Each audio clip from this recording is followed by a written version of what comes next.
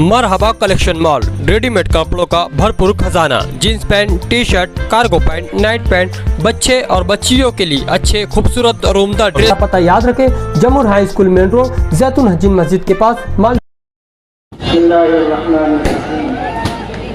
अस्सलामु अलैकुम व रहमतुल्लाहि व बरकातुहू। नहमदुहु व नुसल्ली अला रसूलिहिल करीम, अम्मा बाद। तेरी रहमतों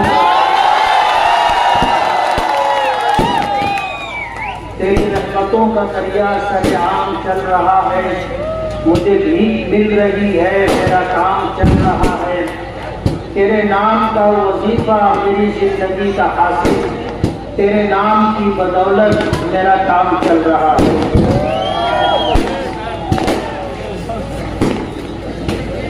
मैं पहले इस बात की वजाहत कर दूं,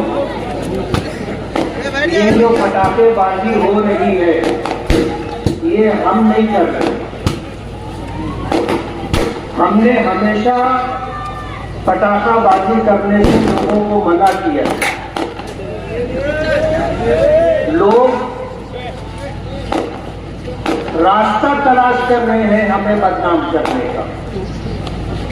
इसलिए मैं गुजारिश करता हूं कि अगर कोई मेरा हमदर्द होगा और वो पटाखा फोड़ रहा होगा तो वो बंद कर दे। आज के इस इंतखाबी जलसे के सदर मोहतरम हाजी इम्तियाज अहमद, हाजी मोहम्मद अहमद साहब, हमारे सियासी सरपरस्त अलहाज यूनुस ईसा साहब, सूफी अजीज कादिर साहब, यूसुफ इलियास साहब, डॉक्टर खालिद परवेज साहब, स्टेज पर तशरीफ फरमा उलमा, आमाइदीन शहर और मेरे बुजुर्गों और दोस्तों और मेरे पर्दा नशीब माओ और बहनों, आज जिस इलाके में हम जलसा ले रहे हैं ये इलाका सरदार नगर से लेकर सलाटर हाउस तक यूपी रियासत से आए हुए लोगों का इलाका है।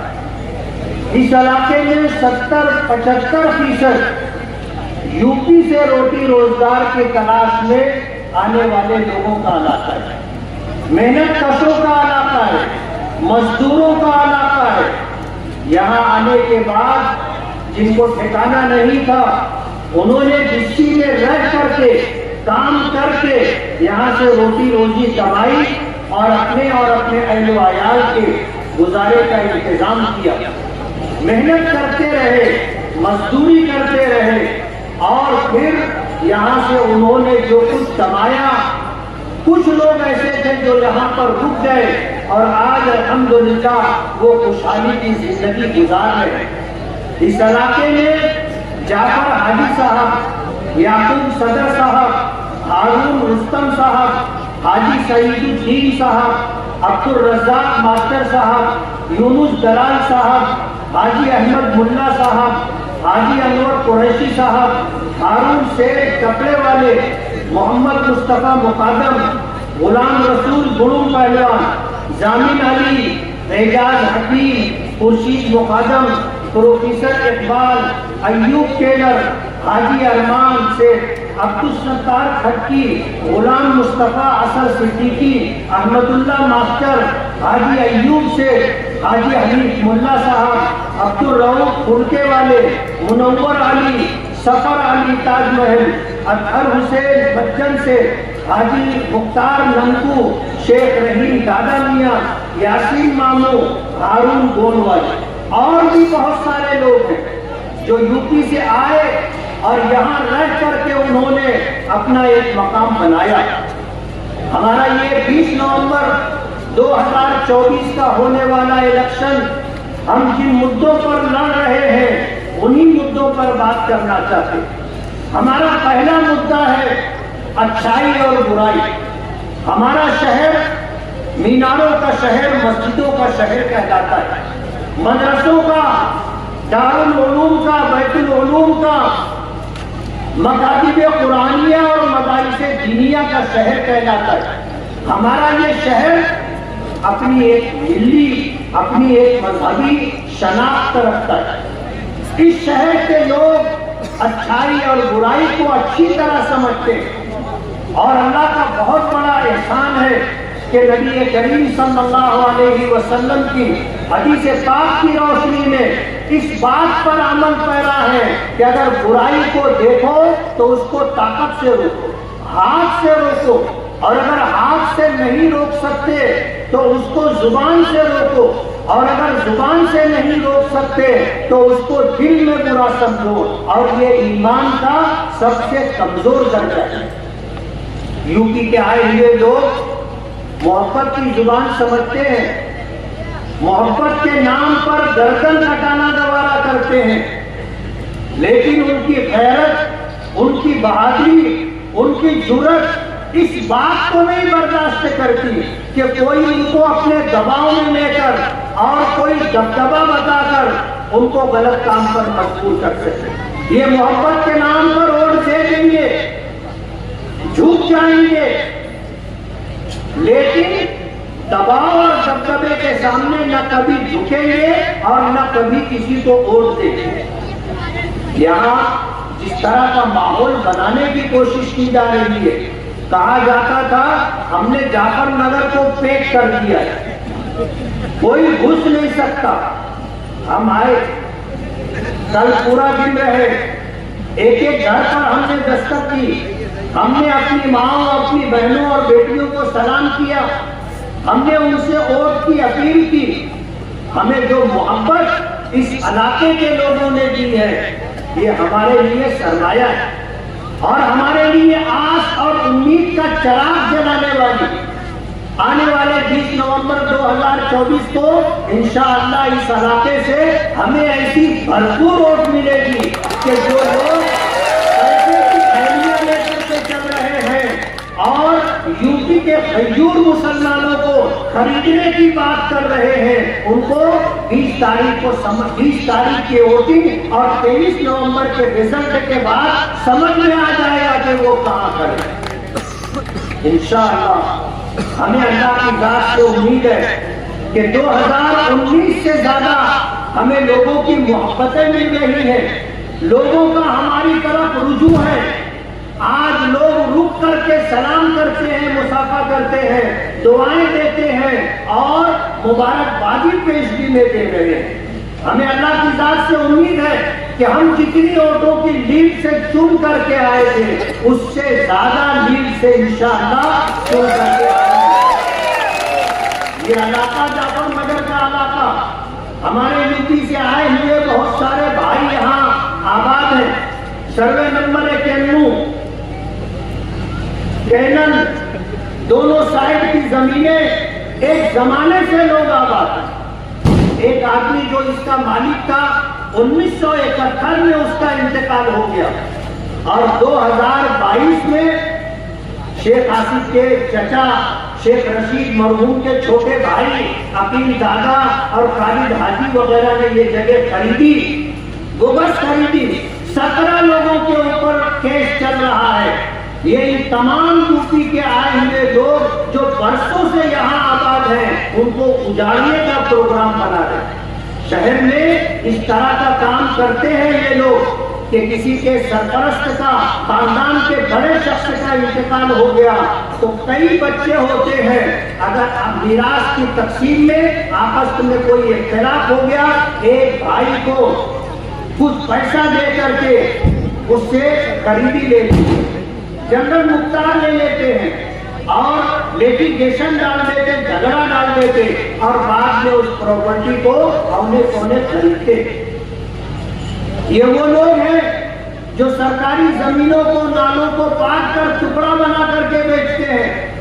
ये वो लोग हैं जो ओपन स्पेस टुकड़ा बना करके बेचते हैं और एक टुकड़ा कई कई लोगों को बेच देते हैं। ऐसे हालात हैं ये लोग करते हैं। जाफर नगर के लोग, होश के नाखून लोग, ये अगर चुन करके आ गए तो सर्वे नंबर 91 कैनल के नाम पर जो जगह है, आगरा रोड से लग करके जो जगह है, यहाँ के सारे लोगों को ये उजाड़ देंगे। आज इख्तियार में नहीं है तो उन्होंने जगह खरीद ली है, और जिस दिन इख्तियार में आ जाएंगे तो उसके बाद आपसे ये जगह खाली करवा लेंगे। आपसे मैं आज इस जलसे के जरिए से गुजारिश कर रहा हूं कि जो लोग नशे का कारोबार कर रहे हैं, जो होलसेल डीलर हैं, जो नशा ला करके लोगों को दे करके चौक चौराहों पर, होटलों पर, गलियों में फरोख्त करवाते हैं, उनसे अपने आप को, अपने शहर को, अपनी आने वाली नस्लों को बचाओ। अगर आपका बच्चा बेराहवी का शिकार हो गया तो उस एक बच्चे की वजह से आपकी पूरी जिंदगी तबाह और बर्बाद हो जाएगी, आपका खानदान बदनाम हो जाएगा। मैं आपसे ये कहना चाहता हूं कि आने वाले इलेक्शन में आप होश का सबूत दें। मैं 2009 से 14 तक रहा और 2019 से 24 तक रहा, हमने कभी किसी का कुछ बिगाड़ा नहीं है। ऐसा हो सकता है कि आप जो काम करवाना चाहते हो वो काम हम ना कर सके हो, लेकिन हमने कभी किसी का बिगाड़ा नहीं, कभी किसी के साथ जुल्म नहीं किया, कभी किसी के साथ ज्यादती नहीं की, कभी हमने किसी का कारोबार नहीं छीना और कभी किसी के कारखाने में घुस करके हमने आग नहीं लगाई, कभी हमने किसी का कारोबार नहीं छीना। आज हमसे 5 साल का हिसाब मांगा जा रहा है। मैं आपको बताना चाहता हूं कि अपने शहर में बुनियादी सहूलतें, रोड है, गटर है, पीने का पानी है, लाइट है और इलाज मुआवजा है, ये जिम्मेदारी कारपोरेशन की है, किसी एमपी की और किसी एमएलए की नहीं है। ये आपको गलत रूप पर ले जाना चाहते हैं और हमें उलझाने की कोशिश कर रहे हैं कि आप 5 साल का हिसाब दो।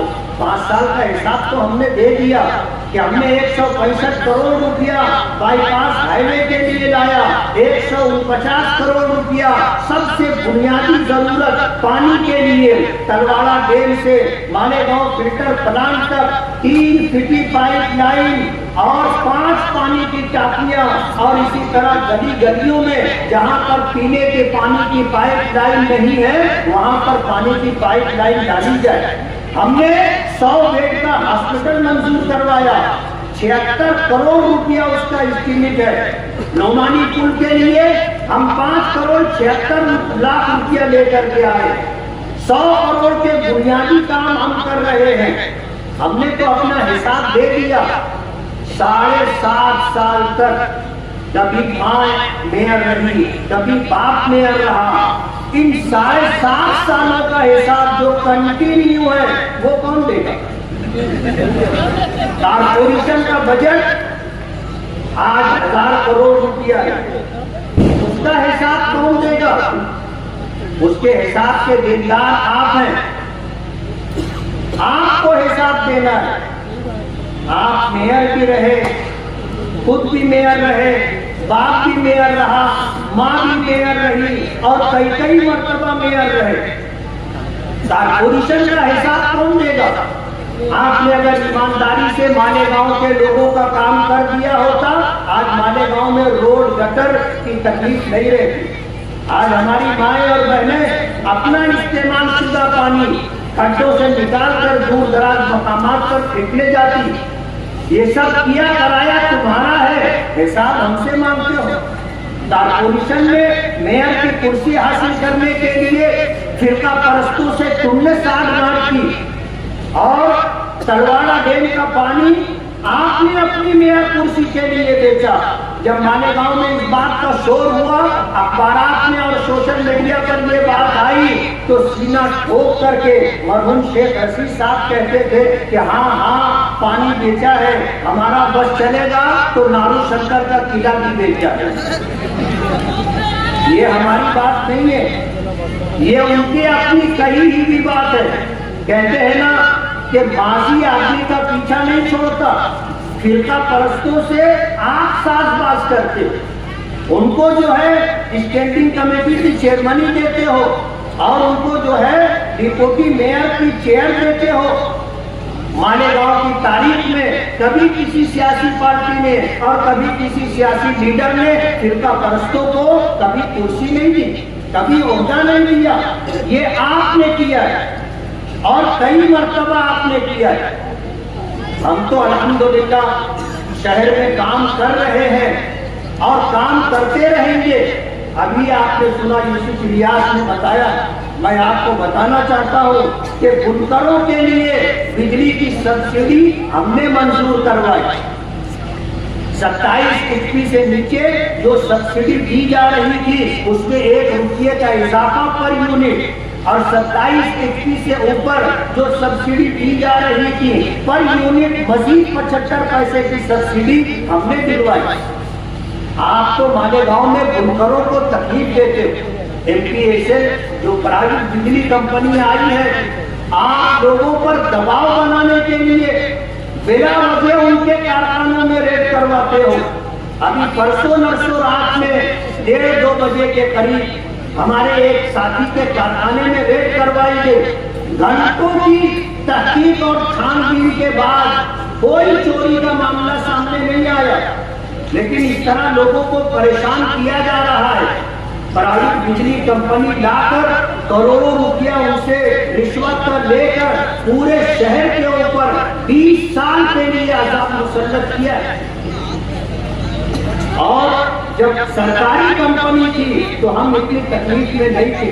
इस मजमे में ऐसे सैकड़ों लोग होंगे कि MPSL प्राइवेट बिजली कंपनी ने लाखों रुपया उनसे नाजायज तरीके पर लिया है, गलत टैक्सों के नाम पर लिया है, जुर्मानों के नाम पर लिया है। इस तरह के हालात, वक्त तो बहुत कम है।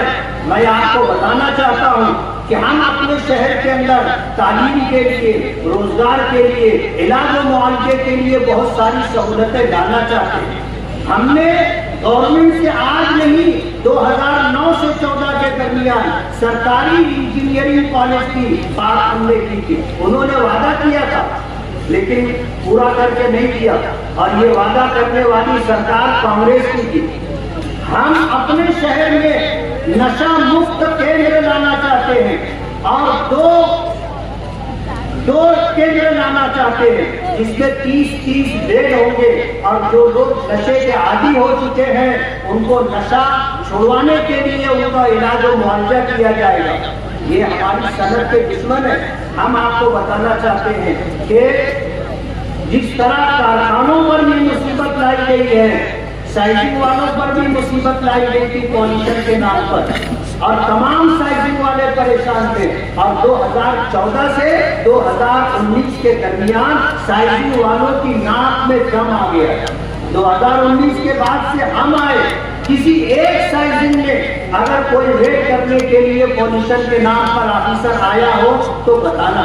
हम रोजगार के लिए कोशिश कर रहे हैं कि हमारे शहर में लोगों को रोजगार मिले, हमारा पढ़ा लिखा नौजवान रोटी रोजी के लिए बाहर ना जाए। हम शहर में जो महरूमियां हैं, लोगों के पास गंदे पानी की निकासी की गटर नहीं है, रोड रास्ते नहीं है, हमारे शहर के अंदर कॉलेजेस नहीं है, प्राइमरी स्कूल है जो 7वीं 8वीं तक है। हम चाहेंगे कि वो 10वीं तक हो ताकि गरीब के बच्चे को फ्री में तालीम मिल सके। ये हमारे अज़ाइम है और हम ये चाहते हैं कि आप हमारा साथ दें। आप हमारा साथ दें।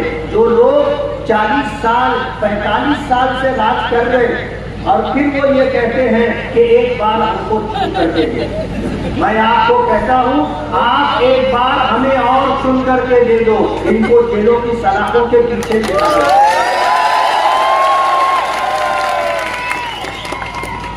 इन्होंने जो बोया है वो उन्हें काटना तो पड़ेगा, और बकरे की मां कब तक खैर बनाएगी? एक दिन तो उसके छुरी के नीचे आना है। इन्होंने जो कुछ किया है, सरकार को चूना लगाया है, लोगों के साथ जुल्म ज्यादती की है और लोगों के रोजगार छीने हैं, रोजगार बंद करवाए हैं। ये पाप का घड़ा भर चुका है। मैं आपसे ये गुजारिश करता हूँ कि ऑल इंडिया मजलिस इत्तेहादुल मुस्लिमीन ने हमें उम्मीदवारी की और इस शहर में 2019 में हमें चुन करके दिया था। हमने 5 साल का हिसाब किया है। हमारे अज़ाइम में बड़े बड़े काम हैं। हम आपसे गुजारिश करते हैं कि मजलिस के निशान पतन पर वोट देकर आप हमें कामयाब करें। इंशाअल्लाह इस शहर से महरूमियों का खात्मा होगा और इस शहर से जुल्म सितम का खात्मा होगा और जालिमों को इंशाअल्लाह हम कहते उतार कर पहुंचा देंगे। मैं आपको एक खुशखबरी देना चाहता हूं कि इंशाअल्लाह 6 नवंबर को अकबरुद्दीन ओवैसी साहब 6 नवंबर को अकबरुद्दीन ओवैसी साहब तशरीफ लाएंगे और इंशाअल्लाह उसके बाद अकबरुद्दीन ओवैसी साहब की तशरीफ लाएंगे। इंशाअल्लाह हम मजलिस की शान आन बान सब बढ़ाएंगे। दुआ करें कि अल्लाह ताला हमें कामयाबी अता फरमाए। दुआ करें। बिस्मिल्लाहिर्रहमानिर्रहीम।